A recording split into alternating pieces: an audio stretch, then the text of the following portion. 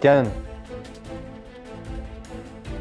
Well, today I get the distinct privilege of addressing the latest masterpiece of fiction from iNoticias and Inter Bolivia, Bolivia's self-appointed and self-proclaimed gatekeepers of truth, who've apparently decided that indigenous rights and Hindu existence are optional.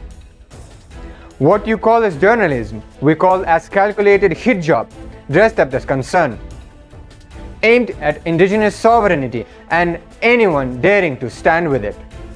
Now buckle up, because we're about to dismantle this clown show with facts, wit, and a mirror for your hypocrisy. Now, about KAILASA sovereignty and legitimacy. Let's start with basics.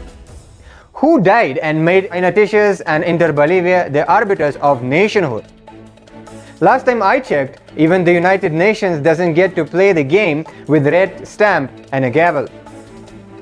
KAILASA ticks every box of Montevideo Convention, be it population, be it territory, be it government, be it ability to enter into international relations, whether you like it or not. And Bolivia has also ratified this treaty which you are talking about, by the way. So maybe crack open a history book before you embarrass yourself further. Your fictitious label isn't just wrong. It is a neon sign screaming to the Hindu diaspora, you don't belong. Cute.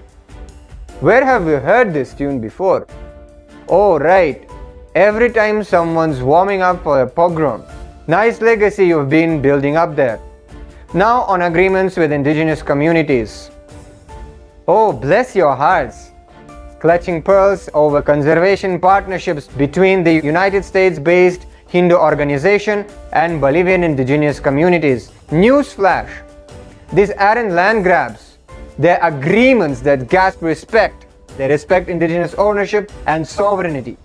The Supreme Pontiff of Hinduism isn't signing anything here. But don't let that stop your little witch hunt against the Hindu leadership. These deals, environmental protection, cultural preservation, and humanitarian aid, stuff you cheer if it came from a Western NGO. But now, when it's Hindus and indigenous folks teaming up, it's suddenly a scandal. The selective outrage is giving a whiplash. Now on financial exploitation fantasy. Payments for land?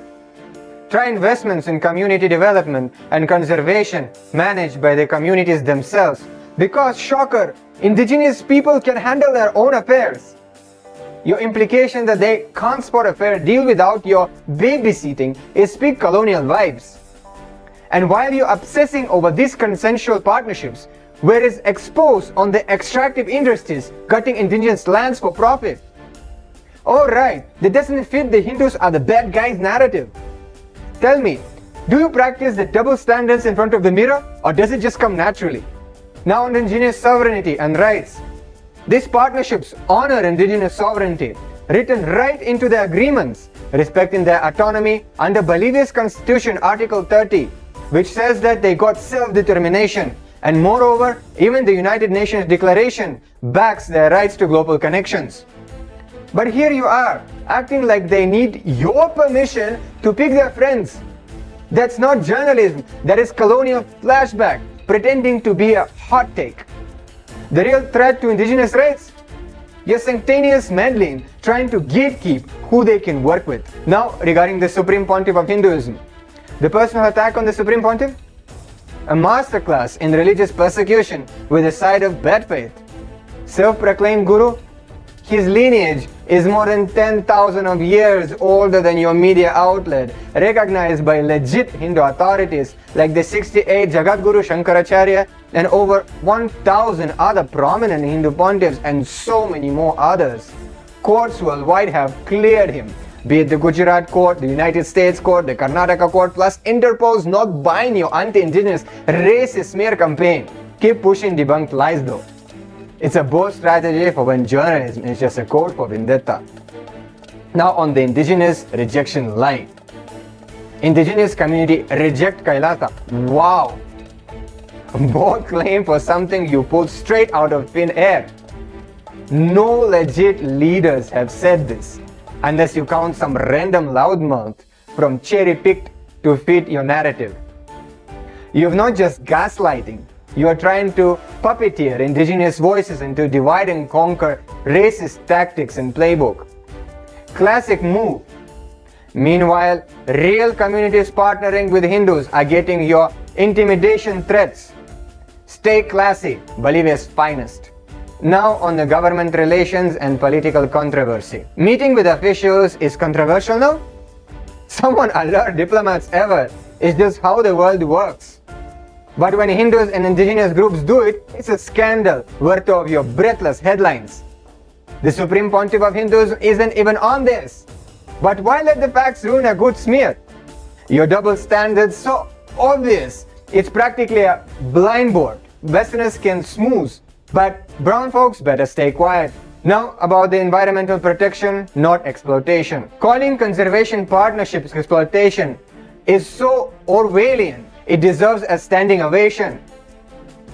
These deals protect biodiversity and fund sustainable practices. Meanwhile, you're mute on the mining and logging outfits actually trashing the place. It's almost like you got an agenda. Nah, couldn't be. Surely Bolivia's media darling are above that. Now about the international representation.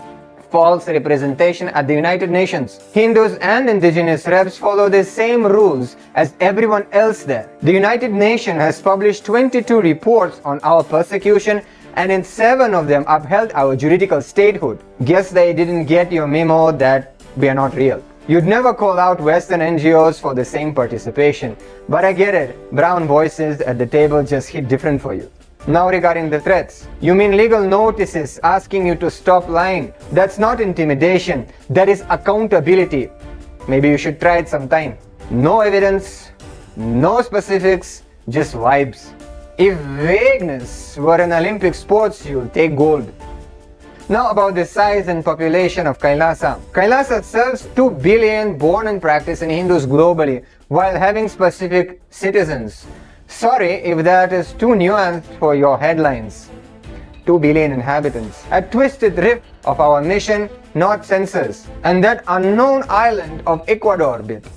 Pure fan fiction. Keep workshopping it though. Might take a decent B-movie. Now on unauthorized presence and immigration violations. Visits to indigenous lands.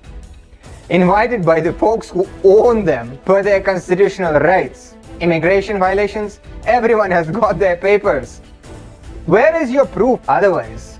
Oh right, facts are optional in this saga. Now regarding the carbon markets initiatives. Carbon market exploitation? It's conservation controlled by indigenous communities. Again, they're right under Bolivia's constitution. You're really reaching with this one. Might want to stretch a little more first. What we've got here isn't journalism. It's weaponized nonsense from iNoticias and Inter Bolivia, auditioning as mouthpiece for anti-indigenous, anti-Hindu, racist agendas. Your distortions and fabrications are the opening act to the playbook we've seen before. Smear, dehumanize, repeat. History is taking a note.